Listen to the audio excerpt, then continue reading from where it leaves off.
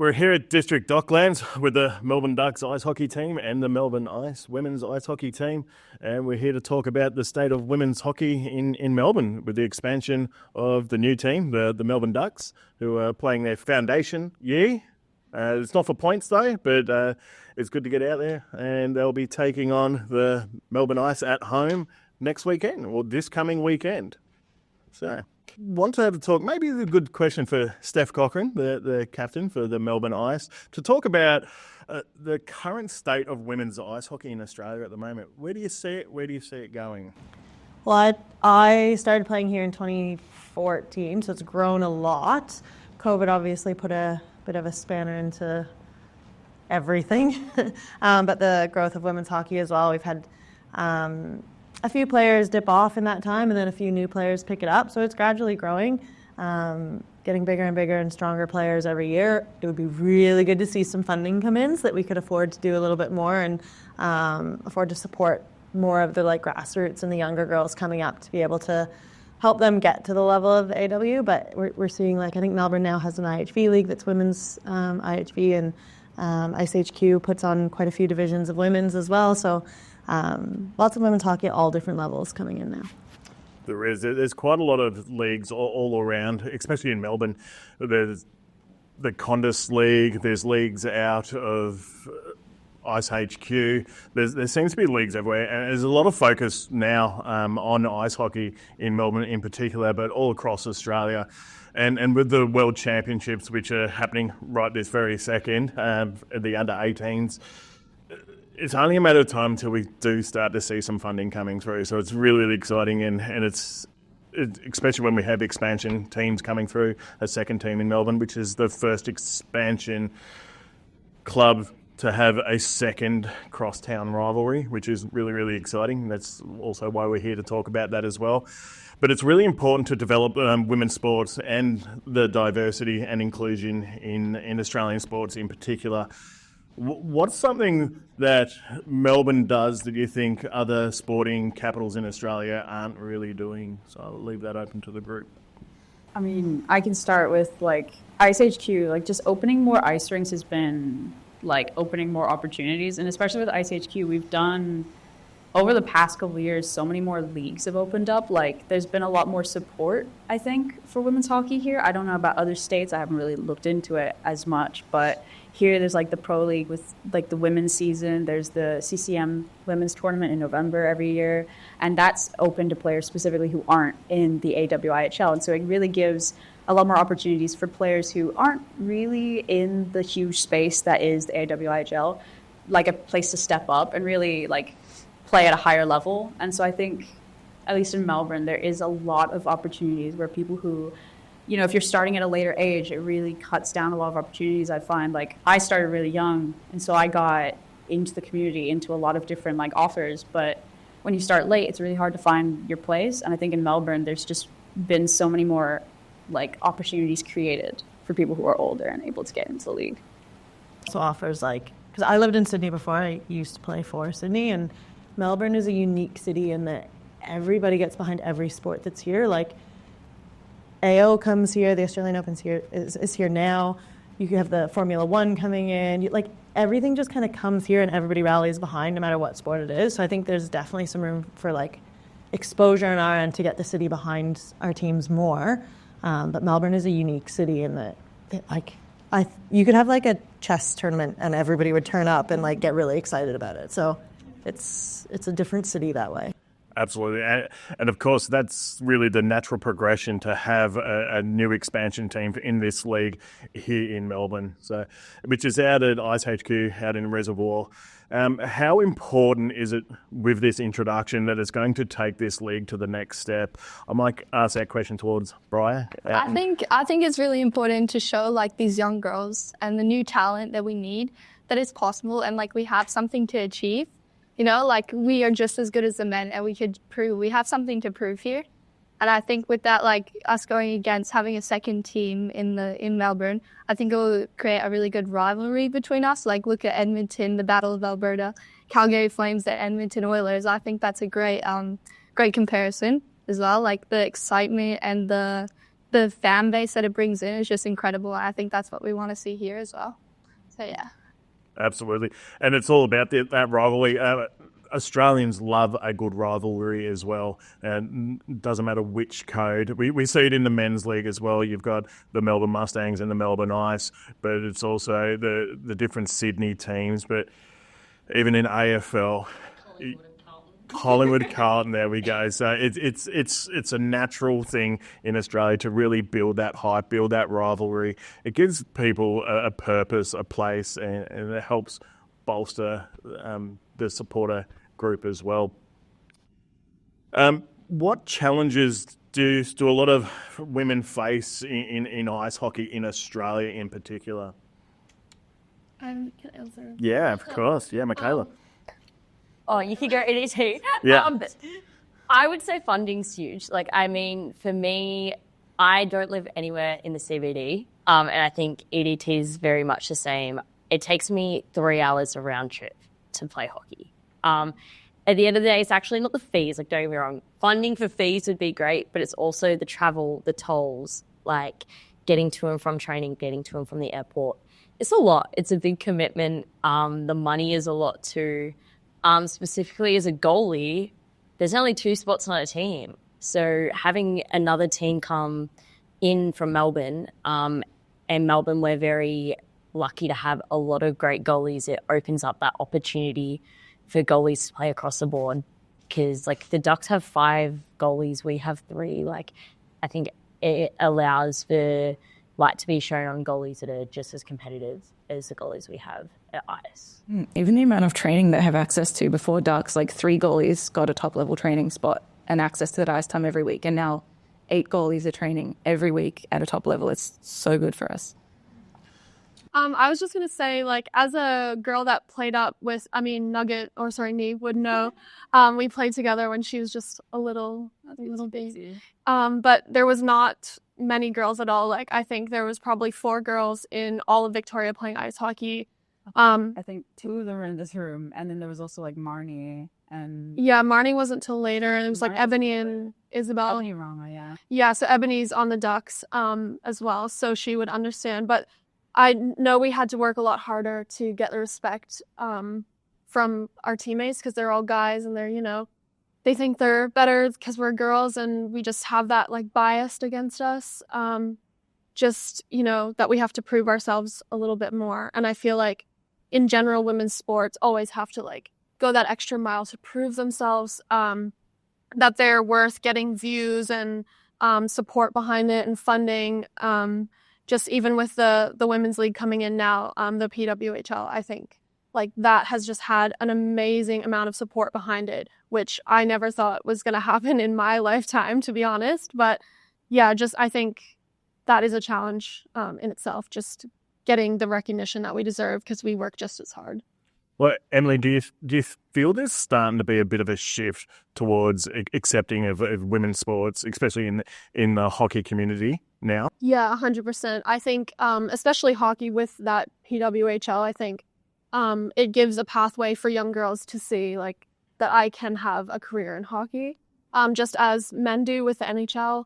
I think even just with other sports, like I feel like this year was like, or last year was a massive year for women's sports, like with the NBA, the WNBA, the even just the soccer. I think women's soccer gets paid equally now, which is amazing. I just think that people are showing a lot more interest because they're seeing how good it is, and it's not just like women's sports. It's amazing and just as good as the men's. So I think there is a shift for sure. I'd also like to add to that is like, I think when we were younger, I like remember so many conversations with coaches where it was just like this thing of, if you want to keep playing hockey, you've got to put in more. And it always felt really unfair. Like, I'm playing just as much as my brother, but I was still being expected to do more. And not only was I expected to do more, I was expected to do more for less. And like now with the PWHL just really kicking in, and like they got such huge numbers at their most recent games. It's been incredible to watch. And it's this thing where I look back and I'm like, if I had that when I was younger, I think I would have been so much happier doing with what I was doing. Because I mean, for a while it felt like hockey, there was an end point, and that's never something that I think any sport really has. There isn't an end point. You can keep pushing, but when you don't have anything to push for, it makes it really hard to keep fighting that, you know. Yep. And coming from Canada, you know, like where the hockey is so big, and like I didn't know what to expect when I moved here, but I was actually very happy with the progression over the 2 years. Like it's come so far compared to how we were like 2 years ago, and I'm really, really proud of that. So. Well, I can't speak on what it's like to be in any of your position. I don't play ice hockey, but from a fan point of view, it's, to me, I think because you've had to prove yourself so much and you have been pinched against the male competitive sides of the teams, I find that women ice hockey in Australia, it's bolder, it's faster. I see you guys put your bodies on the line a lot more than when I'm viewing the men's league, and I think it's commendable the efforts that you guys go to, and I think we're starting to see people really appreciate it. So I think you're doing an incredible job. So well done. Yes.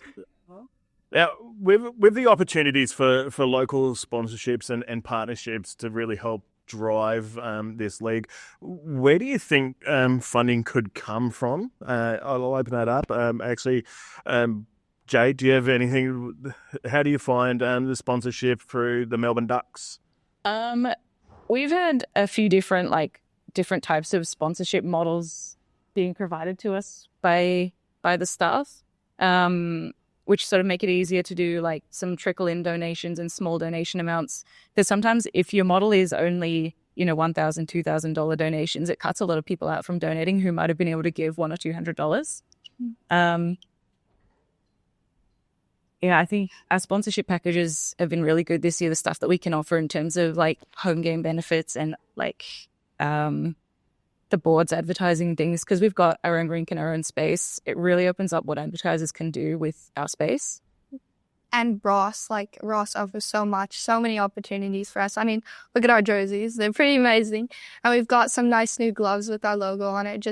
He's definitely helped us out like heaps with the sponsorships as well. Where do we think sponsorship could also, it can't just always rely on the supporter and the fan base. At some point, we need to have government funding to back you guys, companies to come in to help support you. What do you think the next sort of step is? How can we sort of invest some money to help grow the league, grow the sport?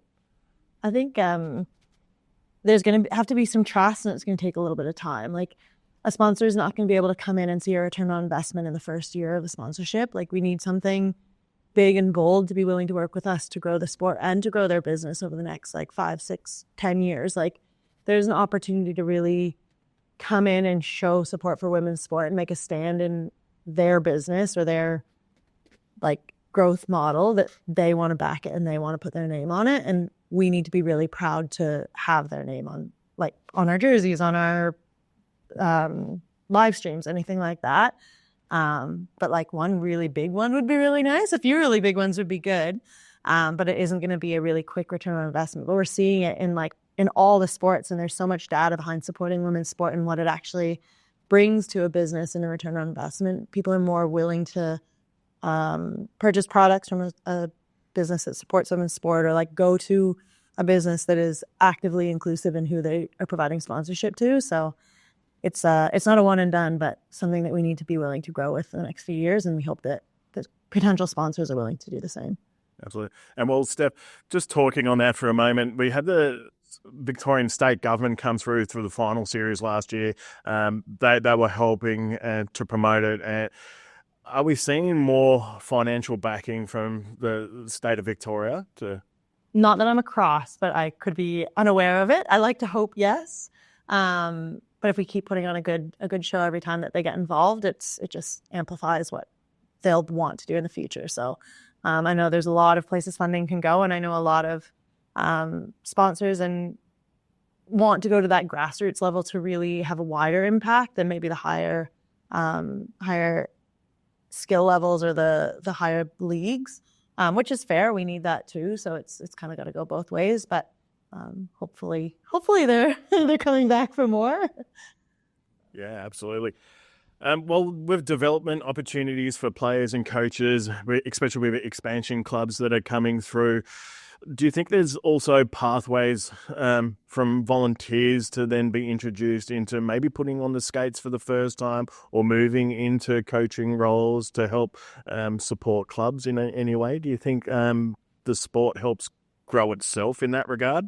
Yeah, like I think the hockey community in Melbourne especially is just so strong. Like I think everyone like gets to know each other, like even through like beer leagues at IceHQ, like everyone starts to get to know each other, and then you just start getting passed along. Like you're like, oh, you're interested in coaching? Like I'll get, like you can talk to this person, and then you can take classes and stuff. Like they run them here, and I think Melbourne really is a city of opportunities when it comes to Australia, especially the sports. And just like I think the bigger the league gets, the more support there's going to be for people coming in, because you got to start somewhere.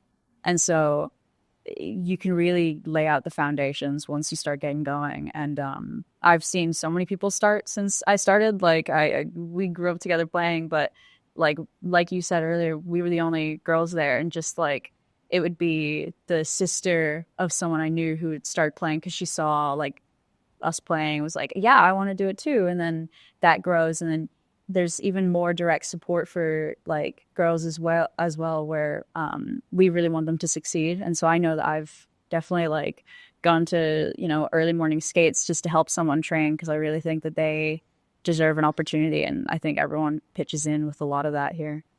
I think also what Niamh was saying before, that there's more opportunities for people starting later. I think when we were growing up, there was just like a few leagues. There was like Pee-wee, Bantam, Midget. That was it. Like there was no, you know, come learn to skate as like an adult. It was mainly for kids. And I think now there's so many leagues that people who are in their 20s, 30s, 40s, however old, they can come and learn how to play hockey, and no one's going to judge them. There's a really good community around that. Just with, you know, there's lots of leagues at IceHQ.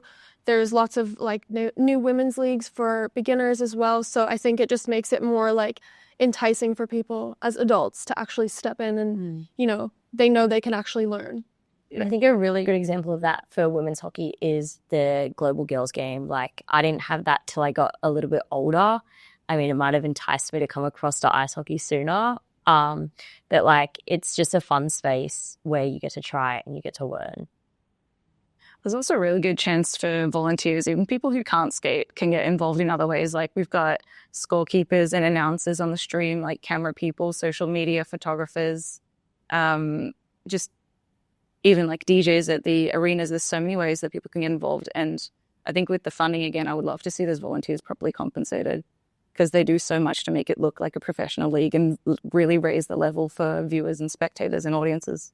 And I also think that we need more like female role models, especially in the women's hockey. I think if you're not much of a skater, then I think we definitely need some more coaches, some female coaches. Like, it's great that the men have stepped up and helped us, like Jeremy, our coach, but we definitely need more female role models, which would be a huge help.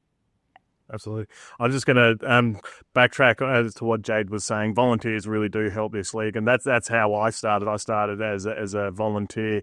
I was sort of typecast for my size as a security guard, stopping people going into the change rooms, and then moved up into announcing, and now I get to do these interviews with Network Hockey. But to talk about how we just spoke about people putting on the skates for the first time, Network Hockey, one of our staff have put the skates on late last year and is involved themselves, learned how to skate, and is now in a beer league out of IceHQ. It's really, really great. I think IceHQ is really good with a lot of like people starting, because the divisions they go, there's such a division. So if you have your team, all your team starts improving, you can start going up the divisions. It's really fun, like seeing the teams that start somewhere and they just climb. There's opportunity for growth too. It's not just like you're a beginner, so you're going to stay in that division. Like you actually have something to work towards, like, and something to like train for, or whatever level you want to play at. If it's competitive or fun,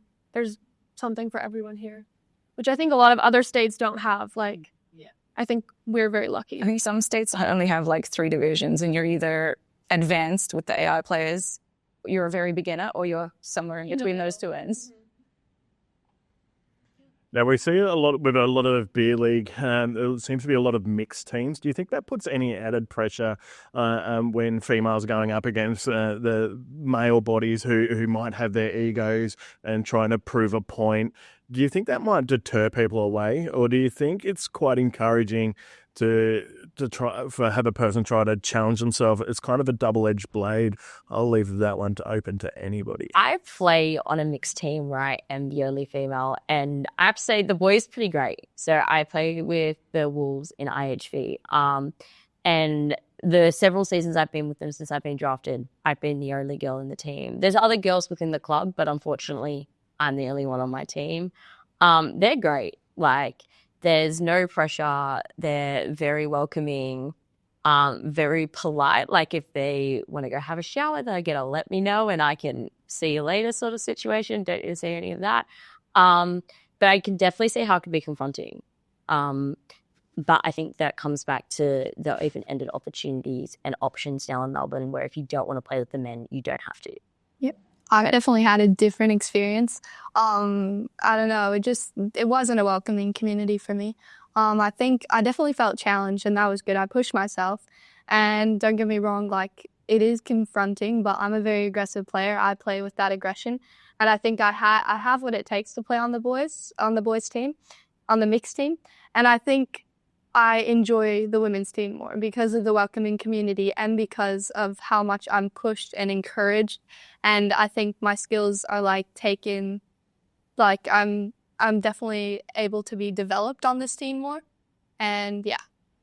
If you want the in-between, I've had both experiences. So yeah, like starting young, a lot of the guys never really took me seriously. Like being the only girl, it was just this thing of like, whatever. But I think the toxic side of being the only girl in a lot of teams is you sometimes get that little like voice in your head that's saying you were only selected because you were a girl, and they wanted to have that little diversity point.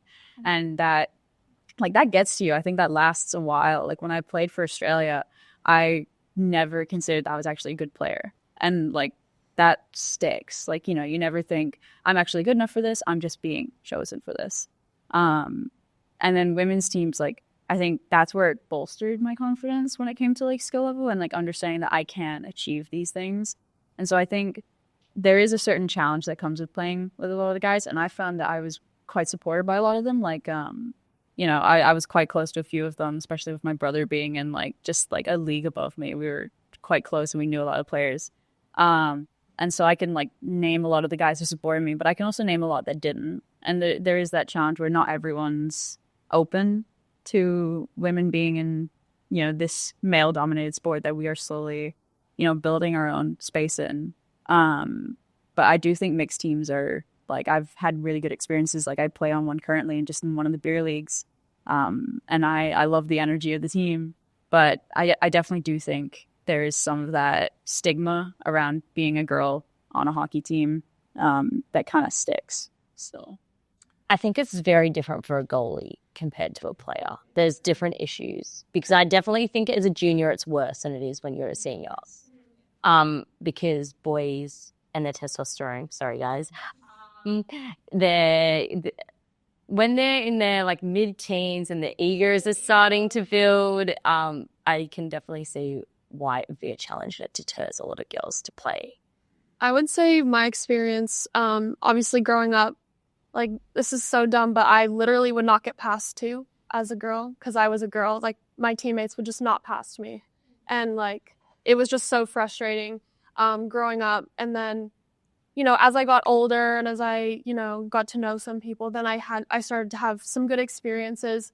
But even to this day, like, I've had people in beer league say, wow, you're actually really good. Like, just because I'm a girl and I can skate and I can shoot a puck. Like, it's just very, like, always having to prove yourself. But physically, I think playing against guys has helped me be more aggressive and be more, not scared to play the body or not scared to, like, go into a battle. So I think, yeah, so, like, socially, emotionally, there have been some challenges, but physically, yeah. Yeah, I think we have different stakes as a goalie, but generally if you play ice hockey, you're going to play a physical game. But it is really great to have the opportunity to just join a women's only league if you don't want to play that kind of fun. Well, like when obviously I came a bit later to the show for ice hockey, but when I was a kid, there was no women's league. You played with the boys, and if you couldn't keep up, it's like there's the door, but yeah, the opportunities are great now. Do you think the backhanded comments of like, I can't believe how really well you are, and does that do anything to deter you? Do you get frustrated by that? Does it drive you? Score a game-winning goal against the guys that said that. I think it just makes me like more determined to like destroy people. I don't know. I think a lot of in a way players, like a lot of women in ice hockey, are spiteful. I think we've all had to really grit our teeth through so many years that at this point, those comments just make us go like, all right, we're gonna like a lot of it comes from now. It's like, okay, well, we're gonna make you regret that. Yeah. It's like, I think, like, obviously, like, there's a bit of like, oh, great, people are still saying that kind of thing. Then there is a lot of guys who are like, that's stupid. Why would you say that kind of thing? And so in the end, there's a lot of people who end up being like, all right, we're going to teach them a lesson. I think teaching people a lesson is something that a lot of us have experienced. Yeah, I think. I actually kind of hate that conversation, because it's not just guys. There's girls too that are like that. It's like, it kind of comes down to whether or not you care to invest the time into the person that you're playing hockey with, whether they're female or male. And I know it lights fire under my butt to show them and prove them wrong. It always has. And I've had really great people that I've played hockey with, guys and girls, and it didn't faze them that I was out there. And so sometimes this conversation, I'm like, it's just like good people and not great people versus like male versus female, if that makes sense. Like, Yes. It's such a funny conversation, but yeah, definitely. Like even last year, I had like somebody told me to go back to the kitchen or something like that, and I turned around and I was, oh yeah, Bryher was drafting that game. She saw me get real heated real quick, but I made sure that they knew that they were in the wrong, and it was on the ice. It wasn't anything separate, but I was like, I'm going to make sure that you know that I'm better and I can score on you. So I feel there's absolutely no room for that toxic masculinity in any sport. I think the world needs to be better in the way that we show our appreciation. Everybody deserves to be treated with love, respect, and equality, no matter who they are. People from different social backgrounds, regardless of religious, cultural, gender. Take these issues out of it. If a person's doing their best, we should encourage it. It's a shame that we've sort of had to create these environments for you guys to grow up in, and it's changed your mindset, and you've had to sort of weaponize the comments that you face to try and prove a point. It's a shame that it's had to come to that, and I just hope that we can be a lot better moving forward. I do wholeheartedly believe there is a bit of a shift. We need to do more though, and I don't have the answers, but I just know that it's a problem that we just need to keep adapting, keep moving, and change. I think we'll see it in the next couple of generations. Like if I look at Shauna Godfrey as a sponsor on our team right now, the Macintosh flooring, and she only met him through the rink, and he was already playing, and now both his boys play and his partner Kit plays, and like Shauna is the boys' favorite player. They're not the NHL players, not anybody else. It's Shauna. Shauna is the favorite player. So like that's going to change a perception as they grow up, and they're not going to do that in the same way that others maybe have because they didn't get to see it when they were younger. So I think we're experiencing it, yes, but it's going to get less and less as it grows, and it's more visible to everyone as well. Yeah. Sorry. I had some boys last year during our exhibition games come up after a game and ask me to sign some of their stuff and go like, you're my favorite hockey player. And like, they didn't qualify. They went like, you're my favorite Australian player, favorite female player, favorite goalie. They're like, you're just my favorite hockey player. And I was like, oh my God, I'm going to cry. That's got to be really uplifting to be able to hear those sorts of comments. And that's not the reason why you get in to do this, but I hope that it helps ignite that passion to keep us all moving forward, especially when it comes from the community, and to have their support and their engagement. What initiatives do sporting clubs give back to help foster those relationships that we have with our community engagements? I think one thing I think is sort of unique about hockey here is what I noticed before I started playing is that the players will come out afterwards and like talk to the fans, have dinner with them, engage with them. And it makes you feel like more of a part of the community, more likely to want to come back and buy tickets to the games, or more likely to want to sponsor if you have that available to you. So yeah, just the fan engagement is really strong here. The meet and greets after the game, I think Melbourne, I think, have done them for as long as I've known. Like as long as I've been on the women's team, and even watching the men's teams growing up, as far as back as I can remember, they've always done meet and greets. They always invite you over to Urban Alley to have dinner with them. I guess it's, really make you feel like you're a part of the community and you're a part of the team, even though you're a spectator. As players, we don't have a game to play without people buying tickets. And so it's important to us to make sure the fans know that they're one of the most important people there. 100%. Do you think a next step forward to build on that community engagement is maybe collaborating with schools, get out there, maybe with some roller hockey in schoolyards to help introduce new people to maybe a sport that's, as we said, it's still quite a bit of a niche sport in this country. Talking about funding, when we saw frisbee golf and bocce receiving more funding than ice hockey, and to me that's just ludicrous and crazy, and I think there needs to be a lot more to support funding for this incredible sport. But what do you think clubs could probably do to then help encourage people to introduce them to the sport? Yeah, definitely a lot more exposure. As Makayla said, like, we're all from different places. So, we have times where we come together as a team, and it is, it's hard because it is a lot of time and effort to get down and be all in the same place when we're all coming from, different places. But I think if we could engage with communities more, like go to schools and talk to kids when they're young and kind of introduce them to that sport, or just like going out and involving our community more. I think like we have our Pride game today, so we're working with Proud to Play. We have a drag queen coming, Frock Hudson. So I think just involving people like that from our community in our game days would also help, introduce our fans and spectators to other people as well. Yeah. I also think introducing, like, getting a bigger fan base is really important. I think a way to do that is introducing like more physicality into our game, because I think with more physicality comes with a better game. I personally play better when I'm allowed to be physical and when I'm allowed to lay hits, because that's how like I control my game, is I control other people by using my body. And I don't think we're really accepted or allowed to do that as much as the men's, because we're not a check-in league. And I think that would be very important in increasing our fan base, because people want a show at the end of the day, and hockey can be a show with that physicality.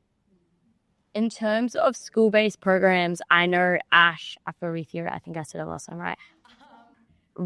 She runs a inline hockey rink in Geelong, and she actually runs a program where she goes out to schools and teaches them how to play hockey. And I believe, my understanding, IHA did do a similar initiative through Andrew Erzin, because I know he was going out to schools and teaching them as well. I think the publicity and like showing kids, like typically in Australia, especially out where I live, it's football, cricket, netball, and basketball. No other sports kind of mingle in. So I think going out and spreading the word about hockey is obviously going to increase. You gotta get the gear too. That's how you get up to see it, and they're like, oh, I gotta buy a full kit. So it's like funding initiatives where like donating old gear or something like that. I know some of the rinks do it where they've got sets of gear you can rent out for your first year, and then you have to buy your kit after that if you want to stay and things like that. My inline hockey club are like that. They have like from junior to senior gear. If you want to try, you want to learn for a year, you can use the gear, and then you can slowly acquire gear, because it's not exactly the cheapest thing to buy. Yeah, people donate gear that they don't use anymore, and then you can borrow it until you decide you want to play. I think it's one of the biggest things is just the passing down of gear. I think like everyone goes through the phase where they get like either their siblings or like a family friend or things like that, and then they pass it along to someone new, and they start, and then they pass along. It's like a little like a little domino effect. Yeah, I probably wouldn't have been able to goalie if I hadn't been given some equipment by one of my friends when I started. It's actually really fun to see where your gear ends up though. Like I have an old Wolverine goalie helmet, which I haven't worn since I was like maybe 12. and I think it's like on its 4th person now. Like definitely not in date. Probably should not be using it. But as a beginner goalie, like it's fine. They're learning, and yeah, it's really cool to see like the next generation come through as well and find that passion for the sport we all love. And also one of our teammates, Bronwyn, she started the Latrobe Ice Sports Club at her university. So it was like the first university ice sports club. So it's not just hockey, but they do all sorts of on-ice events. I think they did ice tennis at the rink recently. So like, yeah, every couple of weeks, the rink gives them the ice time to use to do an activity. And so by exposing them, a lot of them have come and played the beer league because they have a beer league team affiliated as well. And then they'll come and watch these games as well because they're being exposed to it with being at the rink. I think there's like 6 Cochrane jerseys on that, in that kit over there at Latrobe. Well, to talk about the inclusion that Emily, you were just speaking about with the Pride Games and things like that, and to also help foster community engagement, is there anything on the cards that you might be aware of in regards to Indigenous, in welcoming Indigenous players into who might want to never even heard of ice hockey, but something for them to be encouraged. We saw the Tour of Hope, which comes every couple of years, and to encourage that, but specifically to introduce it to the diversity of females and Indigenous and keep promoting it that way. I know in Adelaide they have a league or a couple of teams that are specifically for those of who are Indigenous, and they've been able to travel overseas with that team and kind of experience more in the world of hockey. And I think if Melbourne could do something similar, or all of the states, I think that would be amazing. Maybe even having like a national league where it's, purely for Indigenous people, and, just getting that exposure for them and more opportunities for them because, there's not really a lot. I think Adelaide is like the biggest opportunity that a lot of people have had for that. And it's usually the Corona boomerangs. Yeah. But I think that all comes back to exposure and funding though. Like it's easy to put these ideas forward. I would love to see them. Like I know Paige, my understanding is she's from First Nation descent. And she went on the Tour of Hope too, I believe. But like, I have no issue with them playing with us. I don't see, like, if they want to have their own league, cool, go for it. But if they want to place with us, I would love to, like, share the rink and learn about their culture too. I think there's a lot to learn from that. I think it's just really important that we just keep fostering the inclusion and allow people the opportunity to say, hey, we'd like to be able to do this, and have them approach us and say they might not want their own league. They would rather just play against the Melbourne Ice or the Melbourne Ducks. And so if anyone's interested, I think just leave it up to people to make the decisions. I don't think we should speak on behalf of anyone. I mean, I don't know what it's like to be in any of your shoes, so I'm certainly not going to ever trying to say this is how you should play hockey and you're not allowed to make contact, Bryher, whatsoever. So sorry. I don't think it should be up to me to ever make these sorts of decisions. It should come from the playing group and what they're comfortable doing wholeheartedly. That's right. Someone has a baby and we're like, you're going to play ice hockey, right? Don't care where they... Everything we do. Poor little Max, I think he's meant to be playing ice hockey for Canada and soccer for Australia at this point. CJ has high hopes here. Poor little guy. We'll take anyone and everyone. Just come play. Well, Tilly, she's already playing for ice. It wasn't a question. So is Rory. Andy? My husband's a goalie too, and we don't have kids in the cars or anything like that yet, but a potential future child is already drafted. I'm going to back right away from that one. I've tried to push my children into so many sports, and I find over the years they've played football, they've done capoeira. My oldest is now doing Muay Thai, and my youngest in karate. So they've whatever my aspirations for my children, I'm never going to get there. So that's put them on skates. Is it?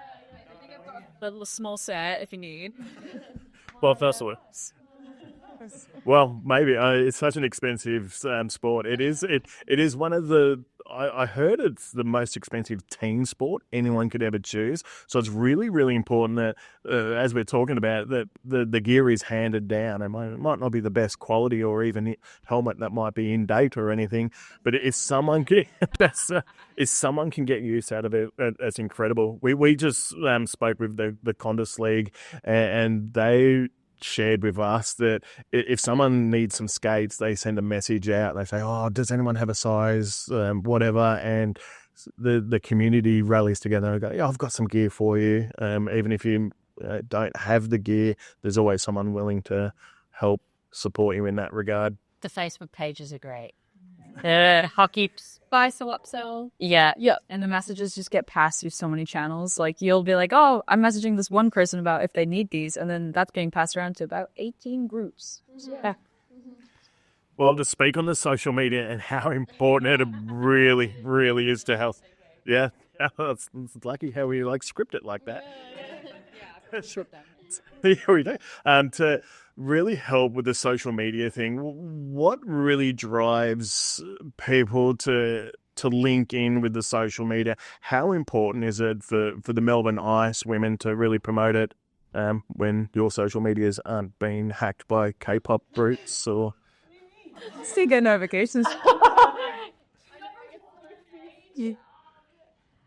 I have to say I'm of the older of the generation from social media. Like I only grew up at the later part of my life, but it's so important. And if you think about some of the other sports where the women's league has really gone off, and you think of the people like Ilona Maher and in the rugby and Caitlin Clark and all the things that they're doing, they're just, the more visible that they are on social media, the more the entire league grows. And I don't know if we've quite nailed it yet in women's ice hockey overall, but even down here, I know I'll do a post, I'm like, oh, maybe this one will help with something. And I'm like, no, only my teammates have seen it. Yeah, so it'll take time, and it takes a lot of work to actually put yourself out there on that. Even coming in for this, it's a few hours before game day prep, and we're kind of balancing both, but it's to get the sport and the visibility that we need to be able to get sponsors and have the ability to have a return on investment for those sponsors as well. So it's massive, and while I don't fully understand it, I do understand the need for it. I have to run all my posts by Marnie to make sure that they're valid to be posted on social media. Yeah, you're helping Howard with his Instagram. Follow Howard's Instagram. Yeah. Seth's dog, she's beautiful. I think it's important as individuals, we all promote it. Obviously, speaking on, we all come from different areas. I know my partner's family had never really watched ice hockey ever in their life, and I brought them to our first home game this season, and they loved it. And now they bring people. So I think, obviously, our club social media promoting it, but also as individuals, us promoting it, spreads more awareness, which can fill seats and buy merch and raffle tickets, and it can all, go into that cycle of, fill the stands, get more merch, more money to the club, the exposure, and then potentially the sponsors will come rolling in after that. Excellent. Well, with a newer team, with the Melbourne Ducks that they're coming in, it's your foundation year, but you've been around for a while now. Does the Melbourne Ducks have a social media team who get you to do TikTok challenges or something as a post out? Not yet. I'm scared for when that's going to start. But that's not of her this year. I was listening to those videos. I actually haven't decided them to start. I think it would be fun. Yeah. If you look at our page and you just see some of the work that our social media crew has done, it's just amazing. It's so much effort goes into it to promote it, and it's really detailed and very hardworking to just get our name out there and get that exposure that we need and get that fan base. It's really good. And to add on to that, we've got so many photographers every game, I know you guys do too, and just the photos being so high quality, so beautiful, it's an ego boost to us. You get a photo, you're like, oh yes. Yeah. But I know. It just also makes us feel, shout out, it makes us feel so, I think, actually professional. It gives us this glimpse of the kind of thing that should be shown around. And one of the things that comes from being the Melbourne Ducks is that was the men's team first, but they never shied away from immediately having the women's team catch on after. And so many people came from there to here. And every single thing online has been, I think there's been so much support in like responses on Facebook, Instagram, everything like that, like discussions online of just like where we're going to go. And I think engaging in those discussions is like not shying away from talking about it is one of the best things for the league, I think. Yeah, and that just shows like no matter who you are, you're a duck first. You know, it doesn't matter if you're a boy, it doesn't matter if you're a girl, you're a duck. And yeah, just shows our inclusivity. Yeah. I'm really, really torn. My first exposure to ice hockey with the Melbourne Ducks was in the men's final, this game 2 of the finals. We went down to it was an expensive day as well because I kitted my children out with all the jerseys. I've got a McMahon's jersey for my oldest boy, and we've got the duck calls and everything. They lost that game, and I thought, no worries, we'll see you next year. And I've got a video circulating on the internet of me saying that, and that's not aged well. But it's great to be able to still be able to wear those jerseys. So it's really good that the women's league able to jump in with the Ducks and that was the first expansion for Melbourne, and so that's really good to be able to.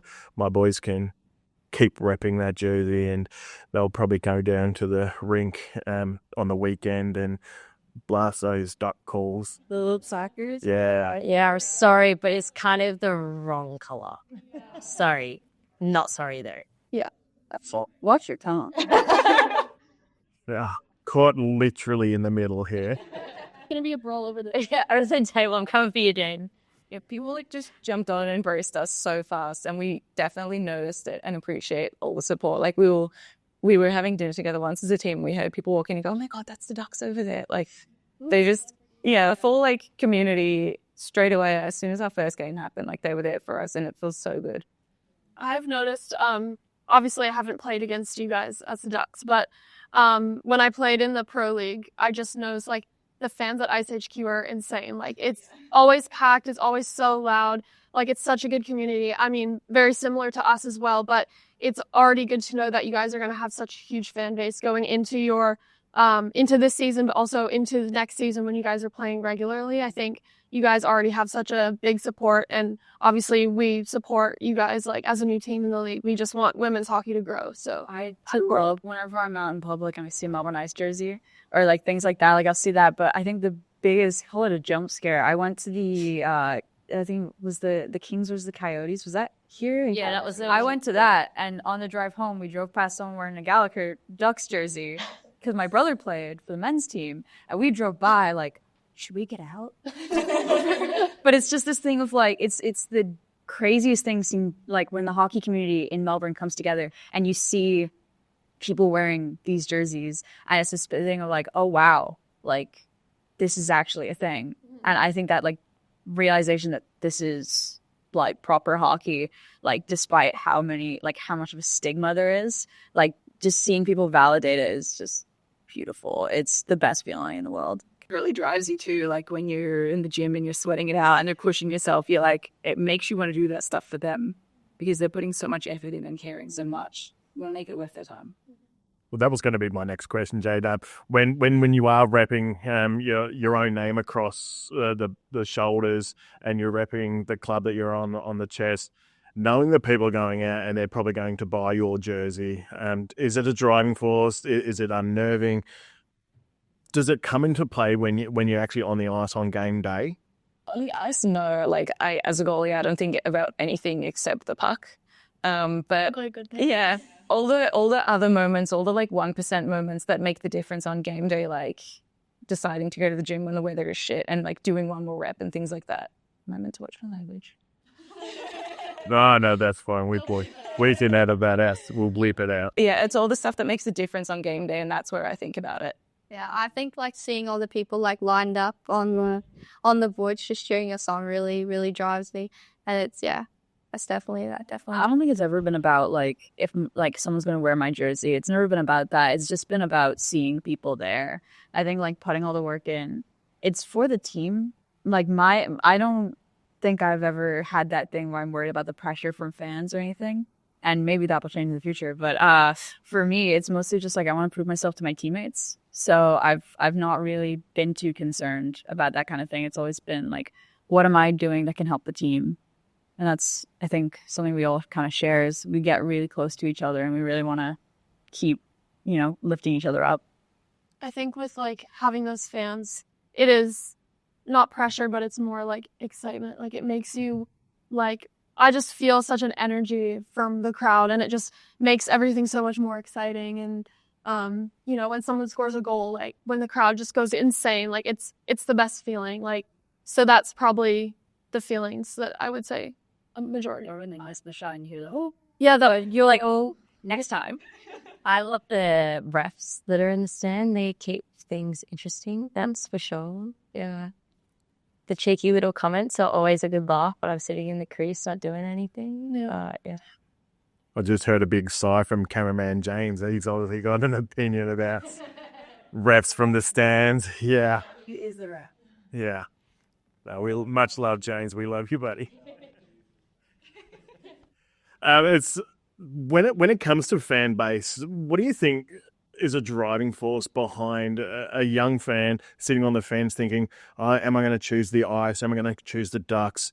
What do you think is the big driving force? Is it the culture? Is it the team colours? What's going to help a person choose which side to go for in Melbourne? I think here it's the personal connection. Like if there's a fan sitting out there and they're watching the game and you come out and meet and greet them after and they're like, oh my God, I got to meet Steph. And I'm just going like, I got to go to work tomorrow. Like this is nothing different than anybody else. But like that personal connection for them is that little bit special. And I know like I was playing in one of my IHV 10 p.m. games and there was a dad that came over with his daughter from across in the other rink when they were public skating and they just came up to like look at hockey for a minute. And both myself and Shiner were the only two girls on the ice that game. And like they were kind of like looking again and pointing and we're like, well, let's wave at them. Like that's the part that's going to get them more involved in the game than just being like, oh, I watched 10 p.m. game for 5 minutes and I went home. Like it's cool to see ice hockey. It was like, oh, we watched 10 p.m. game and the two girls on the ice waved up at the little girl in the stands. And like that's kind of the connection that I think starts them in choosing a team or starts them in picking a player that they love to watch play. And then after that, you get all the like fancy plays and nice passes and the oohs and ahs on the ice, but that connection is what's really important to it. I think choosing a team is like I personally, as much as my dad was disappointed about it, when it came to NHL teams, I jumped around a little bit with who I like supported in that. And I think a lot of the time it comes from like whose story do you align with the most? Like it's not just about like you like the jersey, although I really like the Coyotes jersey. Rest in peace, Coyotes. But I think it comes from a lot of like understanding the players, and I think that personal connection is really important. But it's also like when they look at like the story of the team, even like I think a few people jumped onto our bandwagon just because they understand coming from like starting new. And like starting from a place where you guys have been the reigning champions for so long, like, and I played for you guys before, like I've repped the jersey and I respect it so much. And then I think I joined the Ducks because I wanted to see something start and something new and like the growth of the league. And so I think a few people like choose their teams on the team story, and I like ours. And there's all different kinds of opinions, but. Yeah, some people like the idea of getting in early in this underdog story. True. Yeah, get in early. Being there from the start. Yeah. Well, if you do want to see more, this weekend coming up, we've got the Melbourne Ducks are going to be hosting Melbourne Ice out in Reservoir at IceHQ, a game on the 18th and on the 19th, I believe. So it's a double header weekend.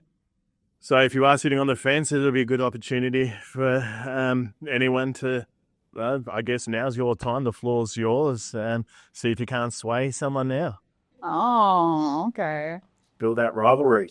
I mean, our jerseys are pretty So sweet. I'm just going to say blue goes with everything. Blue and white, very versatile colors. Yeah, I mean, we're there. We're on the team, so that's pretty good too. You want to jump on the winning bandwagon though. Yeah, like 8 championships. 8 championships. That's, not a big deal at all.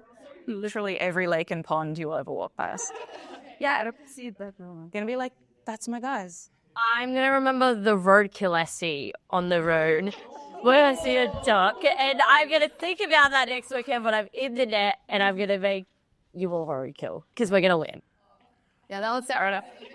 There's something in my freezer and make my drink like. But that's how I feel next week is going to be. I'm going to win, and we're going to go duck hunting. Well, about it. I think that no matter which team anyone goes for, it's just good if you should turn up, you know? Like Support women's hockey. I think as much animosity as there might be between anyone in this room right now, I'm not in this right now. Someone just threatened my life. I think anyone who turns up to the games, it is wholly appreciated. It doesn't matter which team you go for, which team you rep. If you're here, support the teams, no matter what, who wins, you know. I think it's a win for women's hockey, like, but also, like, go Melbourne Ducks. I think just like don't go for anyone else other than a Melbourne team is the story. Like, yeah, just go for a Melbourne team, please. I would tickets to both teams' games. I don't care. Just come watch us play. Please, thank you. Personal sponsorship would be nice too. Yeah. Oh, well, you started the league, then I guess. Please would be good. Yeah. Perfect. Well, thank you everyone so much for joining us today. It's been an absolute pleasure having everybody in here today. And before things do get a little bit heated, I think now's the time to sort of wrap things up. Yeah, you think your family dinners are dramatic? Yeah, me. Yeah, when she said she was joining the Ducks, I was like, wow, are you really my sister? I don't know.